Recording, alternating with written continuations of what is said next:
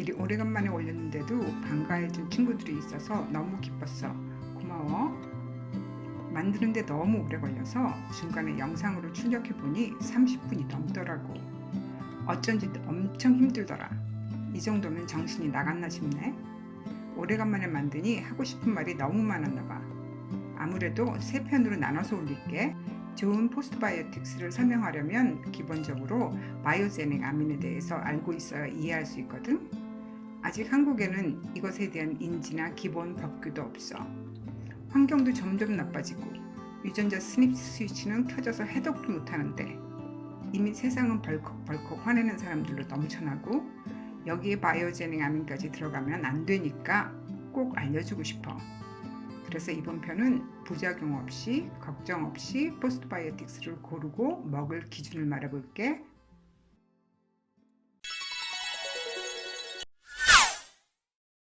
어떻게 포스트바이오틱스를 얻을까? 그것은 물론 발효식품이야. 그럼 최고의 발효식품은 뭘까? 유익한 대사산물은 많이 나오고 바이오제닉 아민은 적을수록 좋아. 바이오제닉 아민은 포스트바이오틱스 중에서 인체에 해로울 수 있는 것들을 의미하는데 그 중에서 가장 건강에 치명적인 것이 히스타민과 타이라민이야. 히스타민에 관해서는 이미 여러 편의 영상을 올렸으니 지금은 타이라민에 관해서만 설명해 볼게. 이 그림은 메틸레이션 영상과 유전자 변이 영상에서 여러 번 나왔던 거야. 기억하지? 파란색 크랩 사이클에서 호르몬이면서 신경 전달 물질인 카테콜라민을 만들어내잖아. 페닐알라닌에서 타이로신을 만들고 거기서 도파민과 타이라민을 만든다는 거. 도파민, 에피네프린 이런 것들이 다 카테콜라민이야. 지난 영상에서는 타이라민이 심장 박동을 조절한다고만 하고 넘어갔는데 이번에는 조금 자세히 알아보자. 타이라민은 혈압을 조절하는 아미노산인데 적당량의 타이라민은 간접적으로 카테콜라민을 방출하고 그 신경 전달 물질이 혈액과 뇌의 장벽을 통과해서 뇌에서 신경 조절자 역할을 하는 거거든. 그런데 문제가 되는 것은 타이라민이 많은 음식을 먹었을 때 나타나는 것들이야. 타이라민을 분해하는 엔자임이 충분하지 않아서 남은 것들을 비활성화시키지 못하니까 그것들이 몸에 쌓여서 증상을 일으키거든. 타이라민 함량이 높은 음식을 먹었을 때 처음 증상은 극심한 편두통이야. 그 다음 메스꺼움이나 진땀, 심장 박동이 빨라져. 히스타민은 천천히 몸에 염증을 일으켜서 문제가 된다면 타이라민은 거의 즉각적이고 증상도 아주 심해. 페닐알라닌에서 타이로신을 만들고 그것이 타이라민과 도파민을 만들고 또 타이라민은 우회로를 통해서 또 도파민을 만들기도 하는데 이런 것들이 나중에 비활성화된 대사 물질로 분해되어서 배출돼야 하거든. 이 과정에 마오 유전자가 필요해. 특히 타이라민 대사에는 마오 A 유전자가 만드는 엔자임이 필요한데 생산하는 양보다 지나치게 타이라민이 많이 들어있는 음식을 먹거나 또는 스닙스가 된 유전자가 켜져서 엔자임이 제대로 만들어지지 않으면 문제가 생기는 거야. 그것에 관해서 설명해 볼게.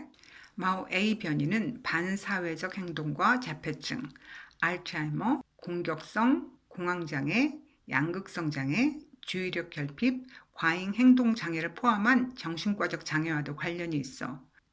마오 A 변이와 심각한 범죄나 폭력 사이와의 관련성도 있고 마오 A 엔자임 활동성이 낮은 사람이 어린 시절 학대를 경험하면 성인이 되어서 공격적인 행동을 할 위험성이 높아.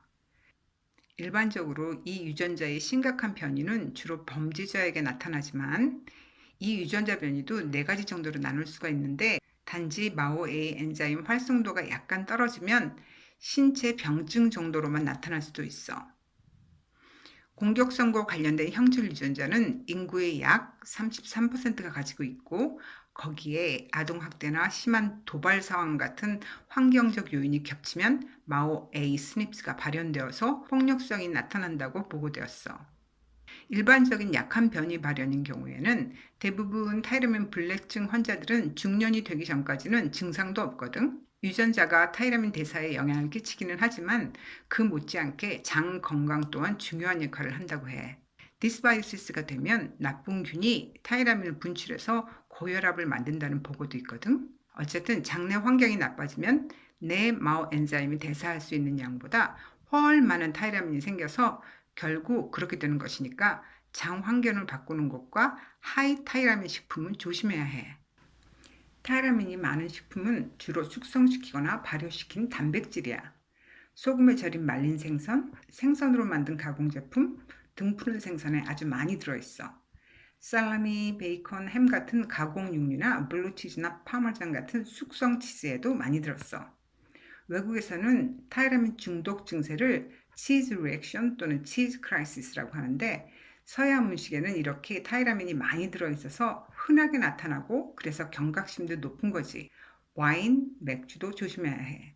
질산염, 아황산염, 아스파탐이나 MSG 이런 식품 첨가제에도 들어있고 바이오틴이 많이 들어서 탈모에 좋다고 기능성 효모들을 건강식품으로 먹는데 혹시 이것 먹고 편두통 생긴 경험이 있다면 절대로 다시는 먹지 마. 숙성 바나나, 아보카도, 감귤류 이런 것도 많이 들어있어. 여기에 소개한 음식은 이미 히스타민에 타이라민까지 많이 들어있는 것들이야. 하루에 타이라민 600mg 섭취는 위험하다고 경고하고 있어. 그런데 이것을 하나도 아니고 이것저것 섞어서 먹으면 몸이 도저히 버티질 못하게 되는 거야. 굴비 한 마리 먹었다고 탈이 나는 것이 아니라 아침에 베이컨 먹고 낮에는 치즈 페페로니 많이 든 피자 먹고 밤에는 과메기에 맥주 마시고 식품 첨가제 왕창 들은 스낵도 먹고 귤도 먹고 이런 식이면 도저히 해결이 안 나는 거지. 만일 히스타민과 타이라민이 많은 이런 것들을 먹어서 머리가 터질 듯이 아프기 시작하면 액티베이트 차콜이나 지올라이트를 먹으면 이런 바이오제닉 아민을 바인딩해서 밖으로 배출시켜 1시간쯤 지나면 회복될 수 있어. 한국에서 흔히 말하는 체했다는 게 이런 중독이 아닐까 생각해. 이런 음식을 안 먹어도 장 속에 디스바이오시스 상태라면 이콜리 같은 그램 네거티브 균도 타이라민을 많이 분출하거든. 균을 죽이지는 못하지만 얘네들이 분출하는 이런 바이오제닉 아민을 제거하는데도 지올라이트가 탁월해. 그건 자연의학적 접근이야. 하여튼 마오-A 유전자의 능력을 활성화시키는 영양 성분도 있기는 해. 바이타민 A는 논문으로 증명된 거고 B6, P5P는 크랩 사이클을 잘 돌려서 해결하는 것 같고 B 컴플렉스, 마그네슘, 징크, B2는 메스틸레이션 전체를 도와준다는 의미 같기는 해. 근데 내 친구들은 이런 것들 다 이미 먹고 있지 않나? 하여튼 이런 것들을 다 먹어도 장이 디스바이오시스면 다 소용이 없으니까 내가 아무리 좋은 포스트바이오틱스를 골라줘도 이런 음식들을 계속 먹는다면 절대로 몸은 좋아지지 않아. 그리고 중요한 게 우울증 약이나 파킨슨씨 약 중에서 마오 기능을 낮춰주는 것들이 있거든. 이런 약하고 타이라민이 많이 들어있는 음식을 먹으면 심장마비로 죽을 수 있다는 보고가 있어. 조심해야 해. 주변에 이런 약 먹는 사람이 타이라민이 들어있는 음식을 먹으면 꼭 피하도록 도와줘. 그리고 마오 기능을 낮춰주는 것이 바로 커큐민과 셀레늄이야. 반대로 생각하면 알츠하이머나 파킨슨 병에 필요한 영양제를 추천하는 것이 바로 마오 활동성을 더 낮춰준다는 의미지. 하여튼 난 여러 가지 의미로 커큐민은 반대야. 다음에는 착한 대사산물은 많이 들어있고 나쁜 바이오제닉 아민은 작게 들어있는 착한 포스트바이오틱스를 찾으러 가자. 오늘 건 별로 어렵지 않았지? 지난 영상들과 다 연관되어 있으니까 공부 열심히 하는 내 친구들은 쉽게 이해할 거라 믿을게. 이제는 히스타민뿐만이 아니라 타이라민 많은 음식도 줄여보자고.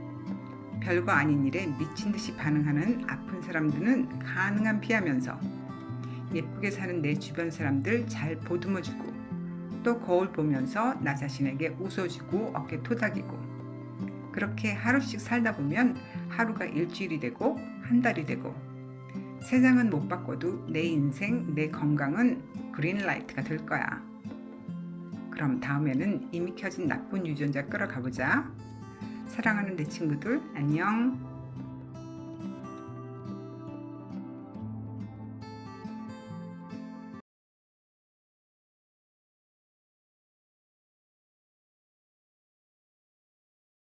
타이라민